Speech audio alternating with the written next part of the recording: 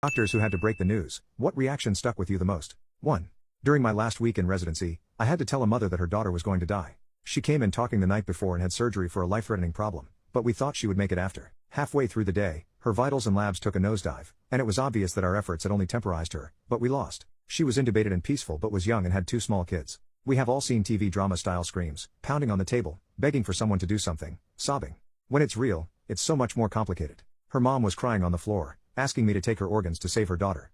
I'm not emotional, but that day wrecked me. I went to the bar after attending, and we didn't talk. I try not to think about it. 2. I worked in an internal medicine office and had to tell a patient that his HIV test came back positive. I asked the medical assistant to come get me as soon as he was checked in for his appointment so he would not have to wait very long for me in the exam room. I opened the door and he smiled and said, "I think I know what you're going to tell me." I nodded my head yes and he put his arms out to be hugged. He cried and we hugged. That was in 2016. I've retired from the clinic since then.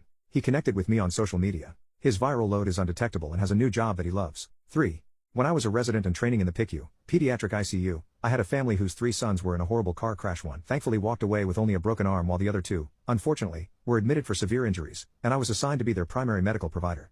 It became clear after a few days one was going to make it through, but the other was not and was officially brain dead. I remember sitting down with the family to talk about the next steps as they wanted to withdraw care when Mom suddenly stopped me, hugged me, and said, "It's okay, we want to donate his organs before we withdraw care."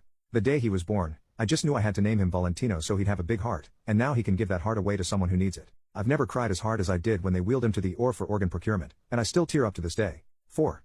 In the first year of being a doctor, a patient had an abrupt, very unexpected, code and died shortly after we had just discussed starting a new round of chemo the next day. He was fully laughing and just hanging out with his family in the room not 30 minutes before he passed. It was the kind of experience that shook you and made you consider leaving medicine because you do not know if you will ever trust yourself again. I lost it and spent 15 minutes ugly crying in a stairwell before I could bring myself to go to the family waiting room and tell them. But when I got there, they said they figured out what had happened. They were sad but thanked me for at least making his last day a happy one and hugged me. I slept on the floor that night out of exhaustion. Their reaction is the only reason I was able to peel myself up in the morning and get back to work. It has been years, but I will never ever forget it or him. 5.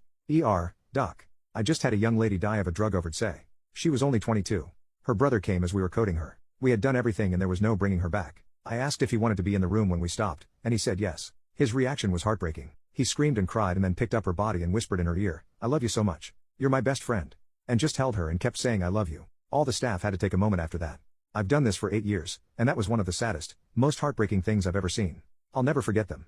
6. I was not a doctor but worked as a medical scribe.